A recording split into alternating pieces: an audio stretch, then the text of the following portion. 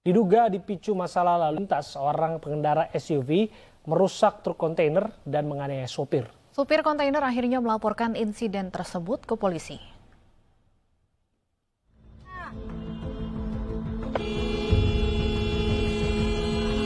Lagu banget. Seorang pengendara SUV merusak kaca truk kontainer dan menganiaya supir di Jalan Yosudarso, Sunter, Jakarta Utara. Pengemudi SUV diduga emosi karena tak terima diklakson oleh pengemudi kontainer. Sejumlah warga berupaya melerai keributan tersebut. Supir truk mengalami luka ringan dan melaporkan insiden ini ke polisi.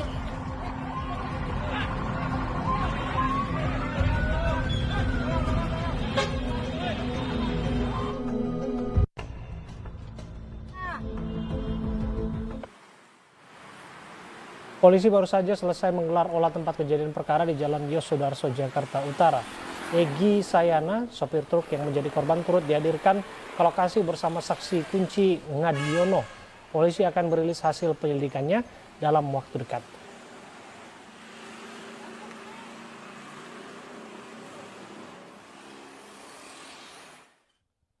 Bagaimana kejadian sebenarnya sehingga pengendara SUV ngamuk hingga menghancurkan kaca truk? Kita akan bergabung bersama dengan sopir truk kontainer yang menjadi korban arogansi pengendara, Egy Suyana, dan juga psikolog klinis Sani Budiantini. Kami juga berupaya untuk mengundang Kapolres Metro Jakarta Utara, Kombes Pol Guruh Arif Darmawan, namun beliau belum bisa bergabung. Saya sapa dua narasumber kami. Assalamualaikum, selamat sore Pak Egy, Mbak Sani. Selamat sore. Saya ke Pak Egy terlebih dahulu. Pak Egy, kami tahu bahwa Anda saat ini sedang jalani pemeriksaan di Polres Jakarta Utara. Apa yang Anda sampaikan di sana? Ya, mengadu, Pak. Apa yang diadu, Pak, kepada polisi, Pak? Ya, itu, Pak. Ya, bikin laporan ke Kapolres atas penganiayaan saya itu. Ya, Pak Egy, kami hanya melihat Udah itu potongan doang, Pak. video Ini yang sekarang lagi diproses. Kami hanya bisa melihat dari potongan video yang beredar di media sosial. Bisa ceritakan kepada kami seperti apa sebenarnya kronologi kejadian yang berujung pada penganiayaan terhadap Anda? Pertama awalnya mobil Pajero itu di jalur 2, Bu. Saya di jalur kiri. Nah, si Pajero itu kencang, Bu, di jalur kiri, di jalur kanan. Cuman si Pajero di depannya itu ada yang macet, yang rem mendadak. Terus dia ngebuang langsung ke kiri. Di kiri itu ada saya. Nah, saya ngerem mendadak. Terus saya laksonin. Dia marah. Oke, jadi tujuan Bapak Nah, habis itu membunyikan dia klakson ngeluarin hanyalah senjata, untuk mengingatkan pistol. bahwa yang bersangkutan telah membahayakan Bapak dan kontainer Bapak, begitu? Iya, betul sekali, Pak. Betul. Setelah itu apa yang dilakukan oleh pengendara ini ketika ia marah? Dia buka kaca, langsung ngeluarin senjata api. Sempat mengeluarkan senjata api. Itu berupa pistol. Untuk penghancuran kaca Iya, dari betul, truk yang Anda kendarai ini, apa yang digunakan oleh pelaku? Itu sempat kejar-kejaran dulu, Bu. Sempat kejar-kejaran dulu itu sama saya. Oke. Pak, begini Pak, yang ada kan dalam video Habis kan itu habis bahwa ada kejar-kejaran. upaya penghancuran properti kontainer Anda, yaitu kaca Anda. Barangkali bisa diceritakan kepada kami, Pak, karena kita juga terkendala satelit nih, ada delay yang memutus pertanyaan dan jawaban. Jadi bisa Bapak ceritakan apa yang sebetulnya terjadi waktu itu dengan sesingkat-singkatnya, Pak? Bisa. Itu begitu saya putar arah itu masih dikejar terus sama dia. Terus saya dipukulin, habis itu langsung saya di rem ngedadak di depan mobil saya, langsung saya berhenti. Ya, habis itu dia keluar, saya dipukulin dari itu, Bu. Oke, artinya Anda mendapatkan penganiayaan dan juga truk dirusak ya, begitu ya. Saya ke Bu Sani terlebih dahulu.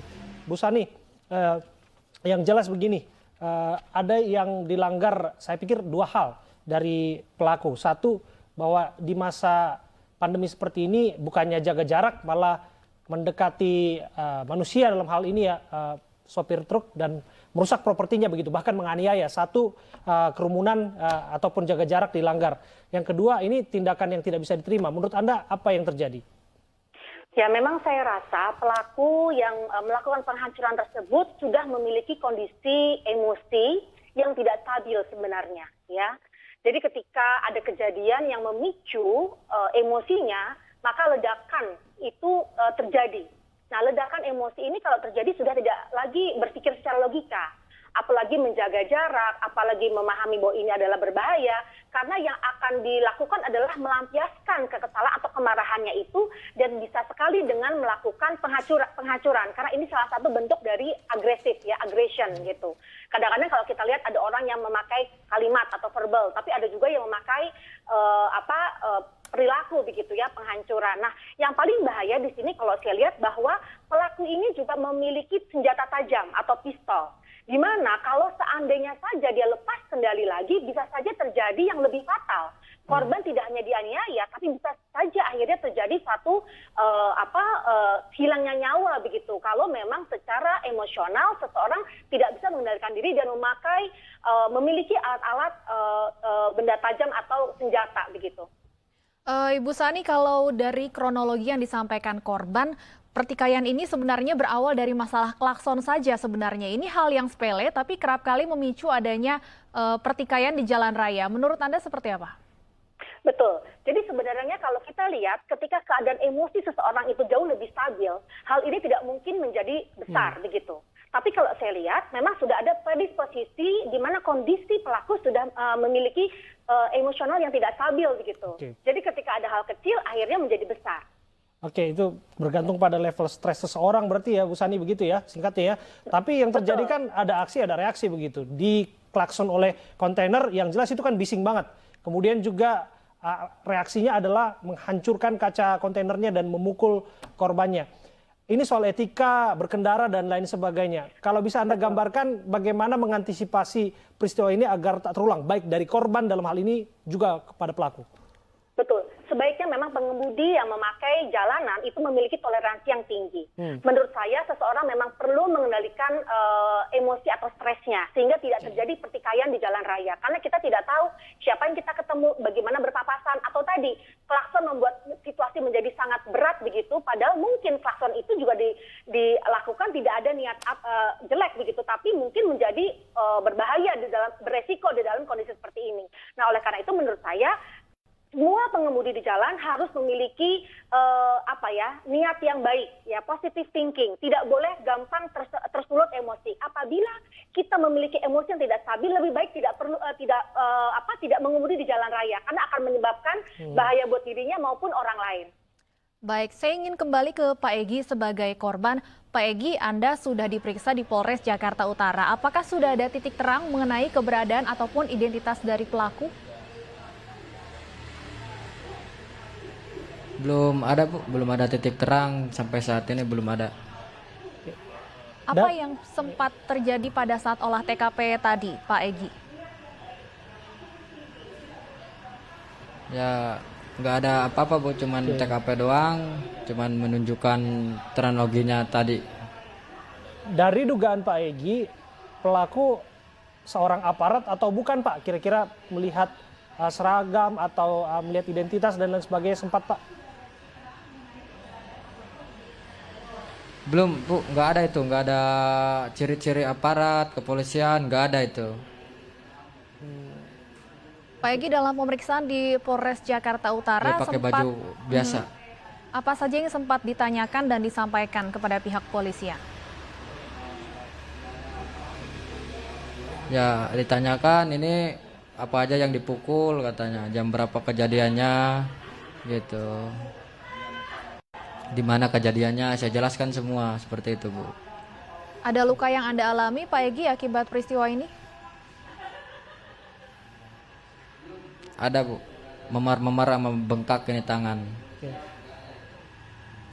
Pak Egy, satu hal ya, soal klakson di jalan ini juga kan etika berkendara. Kalau kontainer itu membunyikan klakson itu juga sangat bising pastinya begitu. Kalau Anda memang tidak ada masalah, tidak merasa bahwa diri Anda memicu masalah ini, Pak, kira-kira, Pak? Ya cuman permasalahan klakson sih nggak seberapa sih bagi saya, Pak. Kan itu saya menghindar kecelakaan, takutnya ada kecelakaan yang tidak diinginkan gitu. Oke. Ini soal kesadaran lagi-lagi, Mbak Sani, apa catatan Anda? Kalau saya memang balik lagi berpulang pada individu masing-masing ya. Kalau saya lihat memang di kasus ini untungnya Pak Egy tidak juga tersulut amarah, karena kalau amarah dan amarah bisa akhirnya dua-dua menjadi korban begitu ya. Nah, tapi saya sarankan para pengemudi tentunya harus tahu bagaimana menempatkan diri dengan tadi beretika di jalan raya yang baik. Kalaupun misalnya bunyi klakson karena di kontainer, ya harus juga mengendalikan diri juga supaya jangan membuat orang menjadi kaget, karena bahaya juga ketika klakson orang bereaksi kadang-kadang spontan juga bisa jadi berbahaya. Nah, jadi masing-masing memang punya kesadaran dan bahwa mengetahui bahwa dia ini bisa meresikokan dirinya dan orang lain gitu. Nah, ketika memang dalam keadaan tidak stabil atau stres, lebih baik mengetahui bagaimana cara membuat dirinya rileks, misalnya tarik nafas dalam, mendengarkan musik, ya kan, kemudian ada sedikit istirahat dulu, ya, atau memanage waktu supaya tidak terburu-buru. Nah, ini semua bisa dilakukan demi keselamatan diri kita dan orang lain. Mbak Sani, menarik salah satu yang Anda sampaikan, memanage waktu supaya tidak terburu-buru. Apakah ini yang kerap kali memicu adanya emosi pengendara karena lebih emosi jika jalan yang dilalui terhambat jika memang dalam kondisi terburu-buru? Iya, sangat gitu. Untungnya sekarang karena pandemik banyak yang kosong. Kalau dulu lebih lagi banyak stres. Bahkan di tempat-tempat macet ya, orang tidak ada klakson pun stres dia gitu ya. Jadi apalagi saat ini menurut saya mungkin karena jalan kosong ya, jadi orang-orang tidak terantisipasi lah bagaimana dia harus untuk waktu dan sebagainya. Jadi saya rasa balik lagi pada dirinya untuk tidak meresikokan dirinya dan orang lain. Itu dulu niatnya.